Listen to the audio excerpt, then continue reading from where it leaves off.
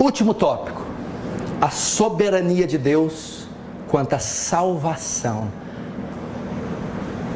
Jonas 2,9: ao Senhor pertence a salvação. Salvação é de Deus, obra exclusiva, absoluta, soberana, unilateral de Deus. É Deus quem salva e acabou. É Deus. Jonas 2,9. Agora nós vamos ver o que muitos pensam sobre a participação de Deus na salvação. O quanto Deus participa da salvação e o quanto Deus participa da condenação de alguém. O que é que os homens pensam? Presta atenção. Dizer que Deus Pai propôs a salvação de toda a raça humana, que o Filho de Deus morreu com a expressa intenção de salvar todos os homens, e que Deus Espírito Santo está agora esforçando-se por ganhar o mundo inteiro para Cristo, quando o que pode se observar facilmente é que a grande maioria dos nossos semelhantes está morrendo no pecado, seria o mesmo que dizer que Deus Pai está frustrado, Deus Filho está insatisfeito e Deus Espírito Santo foi derrotado.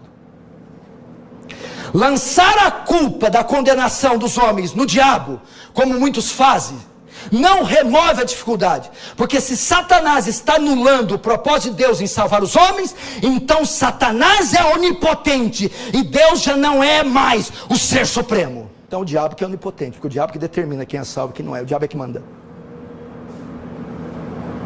Deus quer salvar, mas não pode, o diabo não deixa. Deus deixa eu salvar, o diabo não. Você acha que o Deus que eu acabei de pregar aqui pede bênção para Satanás?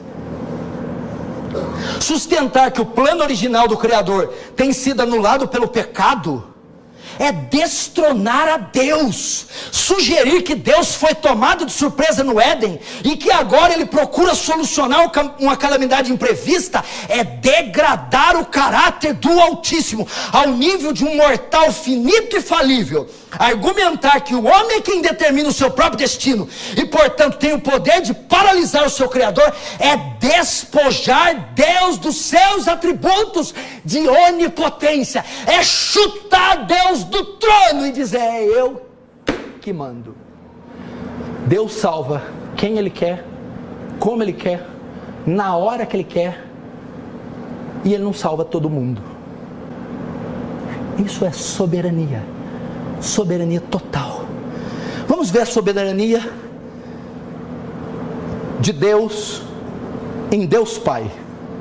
Soberania de Deus em Deus Pai na salvação. Tinha soberania de Deus no Deus Filho, mas eu ia ficar aqui 5 dias. Vamos ver um pouco da soberania de Deus na salvação em Deus Pai. Presta atenção. Antes da fundação do mundo, Deus fez uma escolha, uma seleção. Antes de criar o universo, Ele estava lá em perfeita harmonia com a Trindade, lá na eternidade, onde não existia nada, só existia Pai, Filho e Espírito, e os três em conselho ali escolhem, antes que o universo fosse criado, quem Ele iria salvar. Antes da fundação do mundo, Deus fez uma escolha, uma seleção, uma eleição. Diante do seu olhar onisciente estava toda a raça de Adão, e dela Ele selecionou um povo. Como esse povo se tornou? Predestinados à adoção de filhos, predestinados a ser conforme a imagem do seu Filho, e predestinados à posse da vida eterna. O que é predestino? Deus decidiu o destino dos salvos, antes que os salvos nascessem. Os adotou como filhos, antes da fundação do mundo. Os escolheu para serem conformes Cristo, antes da fundação do mundo. E os escolheu para herdar a vida eterna, antes da fundação do mundo.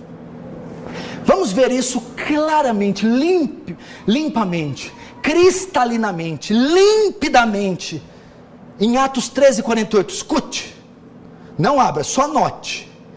Atos 13:48.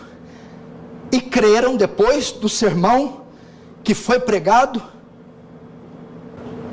e creram todos os que haviam sido predestinados para a vida eterna. O apóstolo Paulo está pregando aqui. Quando ele termina de pregar o sermão, por divina inspiração, Lucas escreve, depois do sermão de Paulo: e creram todo mundo que creu? Não, tinha 100. Situação hipotética. Creu 50. Essa é a ideia. Então o que Paulo falou? Depois do sermão, e creram um tanto. Quem que creu? Todos que haviam sido destinados, predestinados para a vida eterna. Então quem creu, quem atendeu o sermão de Paulo, foi quem Deus escolheu antes da fundação, e naquele dia atendeu o chamado, a pregação de Paulo.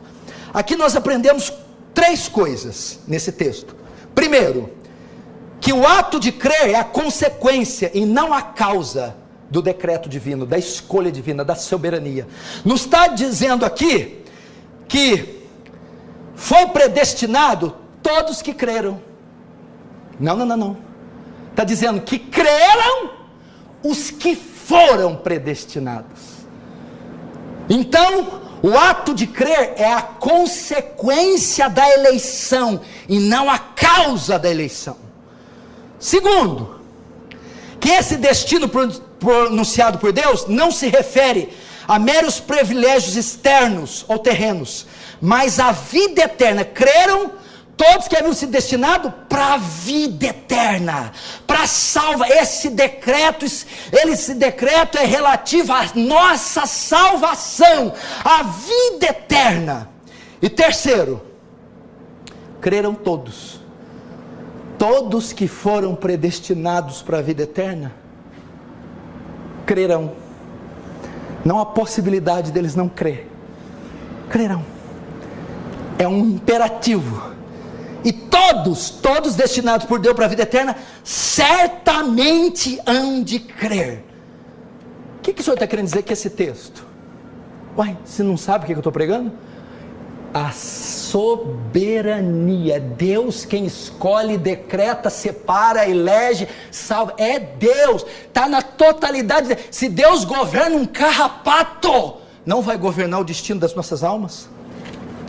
Deste modo, presta atenção, a ideia de qualquer bondade inerente prevista nos eleitos, Deus viu bondade, viu justiça, viu fé. Não.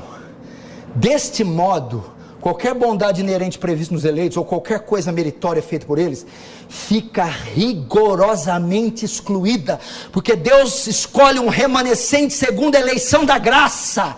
É uma eleição que baseia no favor, na graça, é meritória. Veja outro texto que mostra isso claramente, 1 Coríntios 1, 26 e 29. Irmãos, pensem no que vocês eram quando foram chamados.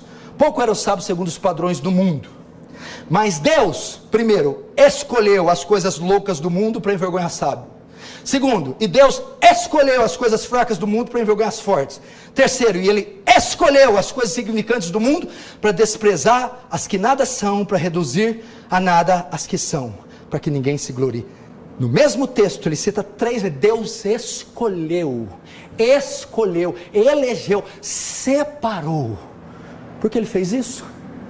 Soberano, quis fazer. Por 3 vezes o texto se refere à escolha feita por Deus.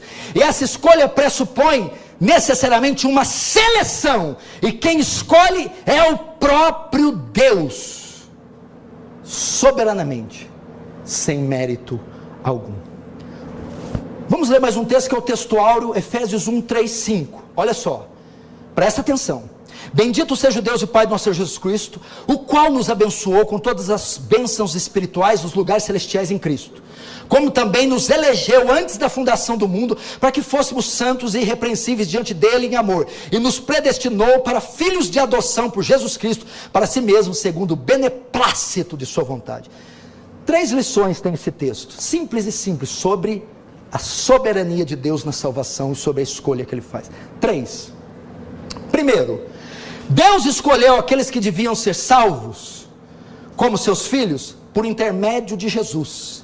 A escolha que Deus fez foi baseada em Cristo, por causa de Cristo, pelo sacrifício de Cristo, a mediação de Cristo, o pagamento de Cristo. Segundo, que essa escolha não foi feita depois da queda de Adão, mas foi antes de Adão ser criado, foi antes da própria fundação do mundo que Deus nos escolheu em Cristo. Se não, vejam como também nos elegeu Desde a fundação não havia obra, pecado original, não havia nada, não havia nem cosmos. Deus escolheu antes. E terceiro, finalmente somos informados acerca do fato que Deus não procurou o conselho de quem quer que fosse, mas antes fomos predestinados segundo o beneplácito da sua vontade. Deus salva, Deus escolhe, Deus elege conforme o beneplácito da sua vontade. Que é isso? Conforme o bom prazer da sua vontade, conforme Ele quer, conforme Ele ordena, conforme Ele deseja, conforme Ele decide, sem pedir conselho para ninguém. É assim que Deus salva. Você está vendo onde nós erramos? É querer chutar Deus deixa Deus no trono. 2 Timóteo 1,9, que nos salvou e nos chamou com santa vocação. Agora olha só o que se baseia a eleição: não segundo nossas obras, mas conforme a sua própria determinação, decreto, vontade, ordem e graça, que nos foi dada em Cristo Jesus antes dos tempos eternos. Você tem coragem de falar que não é assim? Você tem coragem de falar que Deus frustrou, que o homem manda mais que Deus? Irmão, isso é bobagem. Esse é o Deus comprado na 25 de março. Esse é o Deus na pracinha do Itaú. Esse é o Deus no pedestal que tem que queimar incenso e acender vela. Esse é o Deus João Bobo, aquele boneco inflável que ia areia embaixo. Esse aqui não. Esse aqui não. Deus é soberano. A salvação se baseia na sua escolha absoluta, soberana, definitiva, decretiva. É isso.